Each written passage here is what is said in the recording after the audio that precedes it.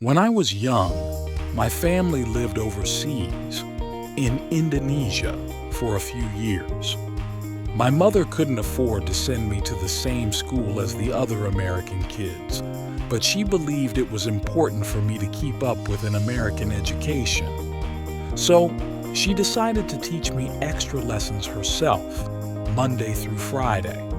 Because she had to go to work, the only time she could do it was at 4:30 in the morning. And whenever I complained, she'd just give me a look and say, "This is no picnic for me either, Buster." I know some of you are still adjusting to being back at school, but I'm here today because I have something important to talk about. My father left when I was 2 years old. I was raised by a single mom who had to work hard and sometimes struggled to pay the bills. She couldn't always give us the things other kids had. There were times I missed having a father. There were times I felt lonely, like I didn't quite fit in. I wasn't always as focused as I should have been. I did things I'm not proud of and got into more trouble than I should have. My life could have taken a very different turn, but I was lucky. I got second chances. I had opportunities to go to college, to go to law school, and to follow my dreams. My wife has a similar story. Neither of her parents went to college. They didn't have much money, but they worked hard, and she worked hard, and she made it to some of the best schools in the country. Some of you may not have the same advantages. Maybe you don't have adults in your life who give you the support you need. Maybe someone in your family lost their job and there's not enough money. Maybe you live in a neighborhood where you don't feel safe or you have friends pressuring you to do things you know are wrong. But still, maybe you could be a great writer. Maybe you could write books or articles, but you won't know until you turn in that English paper.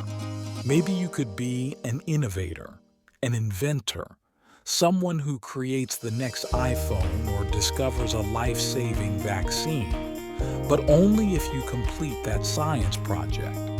Maybe you'll be a mayor, a senator, or even a Supreme Court justice, but only if you join student government or the debate team.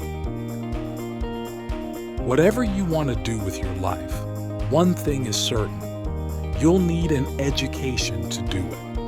If you want to be a doctor, a teacher, a police officer, a nurse, an architect, a lawyer, or serve in the military, you'll need a good education.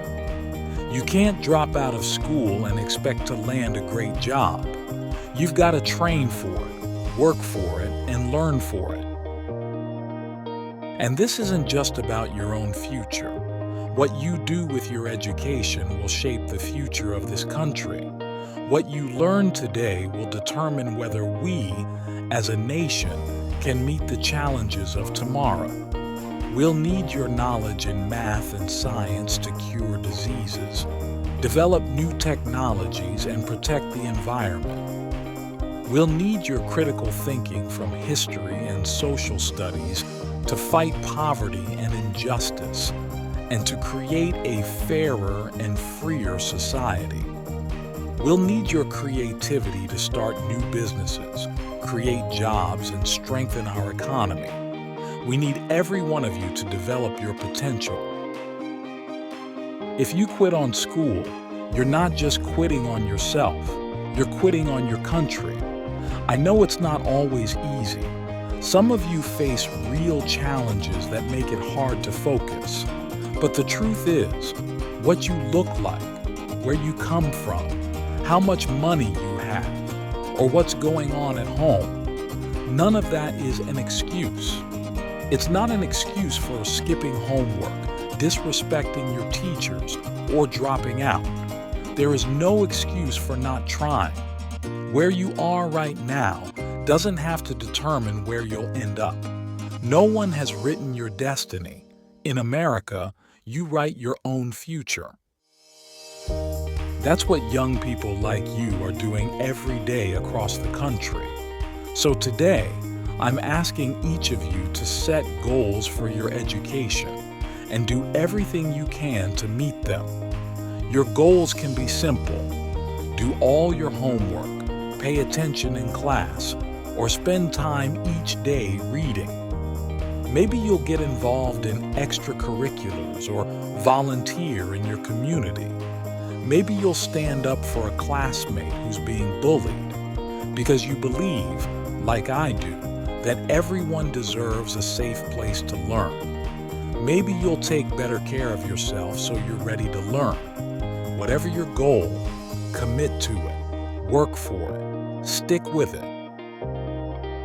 I know sometimes TV and social media make it seem like success comes easily through rapping, basketball, or reality shows. But the truth is, being successful is hard. You won't love every subject. You won't connect with every teacher. Not every assignment will feel relevant. And you won't always succeed on the first try. That's okay. Some of the most successful people in the world have had big failures. J.K. Rowling, who wrote Harry Potter, was rejected by publishers 12 times before her book was accepted. Michael Jordan was cut from his high school basketball team.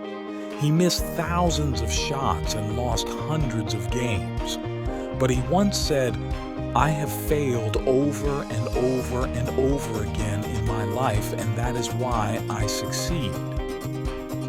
These people didn't let failure define them. They let failure teach them. They learned from it. So if you get in trouble, it doesn't mean you're a troublemaker.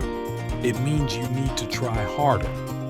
If you get a bad grade, it doesn't mean you're not smart. It means you need to study more. No one is born great at everything. You become good at things through practice and effort. You're not a varsity athlete the first time you play a sport. You don't sing perfectly the first time you try, and you probably won't write a perfect paper on the first draft. Ask questions. Ask for help. That's not weakness, that's strength. Find an adult you trust, a parent, grandparent, teacher, coach, or counselor, and ask them to help you stay on track. Even if you feel discouraged, even if you feel like others have given up on you, don't ever give up on yourself. Because when you give up on yourself, you give up on your country. The story of America is not about people who quit. It's about people who kept going, who worked harder and did their best because they loved this country too much to do anything less. Students like you, 250 years ago, helped start a revolution. 75 years ago, they overcame the Great Depression and won a world war. They fought for civil rights. They put a man on the moon. 20 years ago, they built companies like Google, Twitter, and Facebook, and changed the way the world communicates. So now I ask you, what will your contribution be? What problems will you solve? What discoveries will you make? What will a future president say about what you did for this country? Your families, your teachers, and I, we're all working hard to give you the tools you need. I'm doing my part, fixing schools, providing books, equipment, and technology. Now it's time for you to do your part. This year, I expect you to take your education seriously. Put in your best effort. I expect great things from each of you. So don't let your family down. Don't let your country down. Most of all, don't let yourself down. Make us all proud.